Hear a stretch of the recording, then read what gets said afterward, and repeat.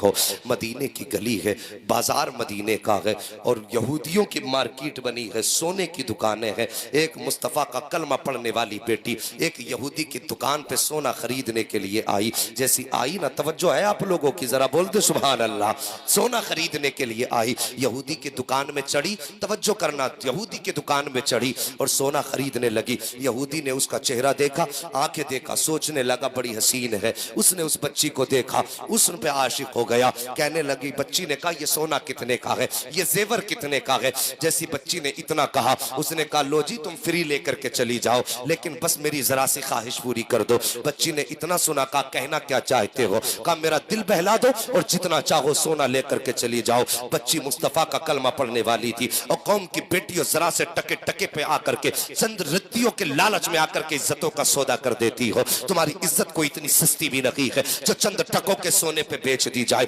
تمہاری آبرو اتنی سستی بھی نہیں ہے جو آج کل نٹھلا اور ٹھلوا ٹہلنے والا آوارہ جوان ذرا سے پیسے کے لالچ میں خرید کے تمہیں ہمیشہ کے لیے رسوا کر لے۔ اپنی عزت کی قدر پہچانو۔ جب مصطفیٰ کی امت کی شہزادی سے اس یہودی نے کہا تھا جتنا چاہے سونا لے لے، لیکن کم سے کم مہربانی کر میرا دل بہلا دے، اتنا اس شہزادی نے سنا تھا، سونے ہاتھ میں جو تھا منہ پہ پھینکا، اور پھینکنے کے بعد کہا مجھے تیرے سونے کی ضرورت نہیں ہے۔ یہ کہہ کے جب واپس چلی ہے، اس یہودی نے باہر نکلا، اور نکلنے کے بعد کہنے لگا بات کیا ہے، تجھے اتنا سونا دے رہا ہوں، بس ذرا سے دل بہلانے کی تو بات ہے۔ اللہ اکبر، اس نے کہا تھا نادان تو نے ہمیں جانا نہیں ہے، ہماری نظر مصطفیٰ کے حسن پہ جا کے ٹک گئی ہے، اب اس نظر کے آگے کسی دنیا کی چمک دمک آ جائے یہ تو ہماری غیرت کو گوارا ہی نہیں ہے۔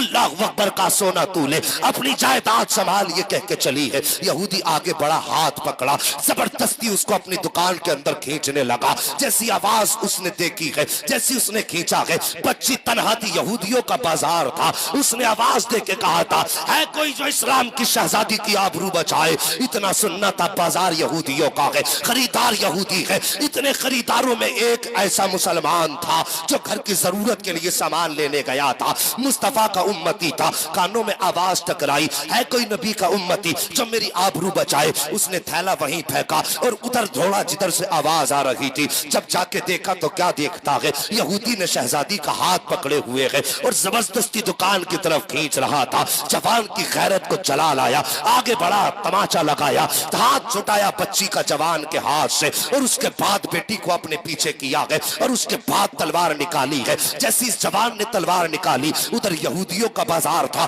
اپنا محلہ تھا، اس نے کہا دیکھتے نہیں ہو ایک نبی کا کلمہ پڑھنے والا مجھ پہ تلوار نکال رہا ہے، آؤ میری قوم کے جوانوں میری مدد کرو۔ جیسے یہودی نے اتنا کہا تھا، سینکڑوں یہودیوں کی تلواریں نکل آئی تھی، ادھر تنہا مصطفیٰ کا غلام کھڑا تھا، پیچھے بیٹی کھڑی تھی۔ لوگوں نے کہا تھا بتا تیرا رشتہ کیا ہے، اس کے لیے جان خطرے میں ڈال رہا ہے، یہ بچی ہمارے حوالے کر دے اور تو اپنے وطن واپس چلا جا۔ جیسی جوان نے اتنا سنا ہے، کہا تھا نادانو تم نے یہی تو نہیں پہچانا ہے، کچھ رشتے وہ ہوتے ہیں جو خون سے بنا کرتے ہیں، کچھ رشتے وہ ہوتے ہیں جو تعلقات بنایا کرتے ہیں، لیکن کچھ رشتے وہ ہیں جو رسول پاک بنایا کرتے ہیں۔ اس کا میرا رشتہ نہ خون کا ہے، اس کا میرا رشتہ نہ خاندان کا ہے، لیکن یہ رشتہ میرے مصطفیٰ نے جوڑ دیا ہے۔ تم کیا سمجھتے ہو میں اسے چھوڑ کے چلا جاؤں گا؟ اس نے کہا تھا جب تک میں قائم ہوں، جب تک زندہ ہوں، کوئی میری بہن کی طرف آنکھ نہیں اٹھا سکتا ہے۔ اللہ اکبر، جوان نے تلوار نکالی ہے اور اس کے بعد کہا تھا ہمت ہو تو ہاتھ لگا کے دکھاؤ۔ اتنی بات کہنی تھی، ایک یہودی آگے بڑھا کہ دیکھتے ہیں کتنی جرت ہے، اس جوان کی تلوار ہوا میں اٹھی اور لمحوں میں سر کاٹ کے فٹو دور پہنچا دیا تھا۔ کہا خبردار یہ مت سمجھ لینا تنہا ہوں تو بزدل ہو جاؤں گا، میں نے کلمہ مصطفیٰ کا پڑھا ہے، ہم جان دے سکتے ہیں لیکن بیٹی کی آبرو پہ آنچ نہیں آنے دے سکتے ہیں۔ اس کے بعد جب یہودیوں نے دیکھا کہ اس نے تو باتوں باتوں میں ایک سر کاٹ دیا ہے، اس کے بعد یہودیوں نے تلواریں سنبھالی اور سب کے سب ایک ساتھ ٹوٹ کے پڑے ہیں۔ جوان نے تلوار سنبھالی ہے، گھنٹوں ہو گئے تلوار چلتی رہی۔ جب جوان کے بازو تھکنے لگے، تلوار کی رفتار دھیمی ہونے لگی، اب بیٹی سوچنے لگی یا اللہ یہ تنہا جوان ہے، تیرے محبوب کی امت کی شہزادی کی آبرو بچانے کھڑا ہے، یا اللہ اگر آج یہ تھک گیا تو اس بیٹی کی آبرو لٹ جائے گی، اس بیٹی کی عزت بازار میں نیلام ہو جائے گی، دنیا تیرے محبوب کو تانے دے گی۔ بچی یہ کہہ کے روتی جا رہی ہے، تلوار دھیمی ہوتی جا رہی ہے، جوان کے بازو تھکنے لگے ہیں، تلوار چلتے چلتے شام ہو جاتی ہے۔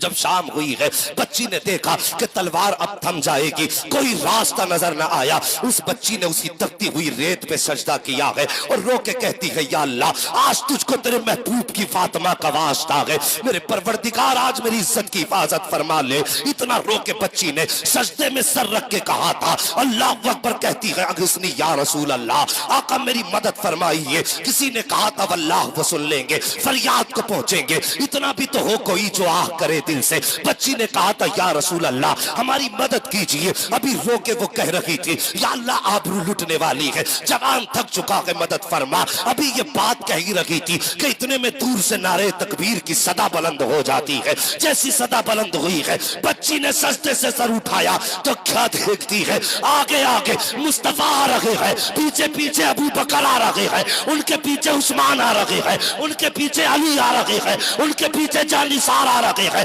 اب بس آنے کی دیر تھی کہ نقشہ بدلنے لگ جاتا ہے، نقشہ بدلنے لگ جاتا ہے، جوان کے بازوؤں میں طاقت آئی ہے، بچی مسکرائی ہے، ایک سجدہ شکر کا کیا ہے اور رب کی بارگاہ میں رب کی حمد بیان کی ہے۔ اور جب مسلمانوں نے قدم رکھا ہے تو قسم خدا کی پھر عالم یہ تھا کہ جس طرف بڑھتے جا رہے ہیں صفے کی صفے پلٹ رہی ہے، جدھر تلوار بڑھ رہی ہے میدان صاف ہوتا جا رہا ہے۔ کسی نے کہا تھا کہ دشت تو دشت ہے دریا بھی نہ چھوڑے ہم نے، پہرے ظلمات میں دوڑا دیے گھوڑے ہم نے، یہ شان تھی تلوار چلی ہے۔ تو کسی نے کہا تھا ٹل نہ سکتے تھے اگر جنگ میں اڑ جاتے تھے، پیر شیروں کے بھی میدان سے اکھڑ جاتے ہیں۔ تھی اذانیں کبھی یورپ کے کلیساؤں میں، کبھی افریقہ کے تپتے ہوئے صحراؤں میں۔ واہ واہ، نعرہ تکبیر، نعرہ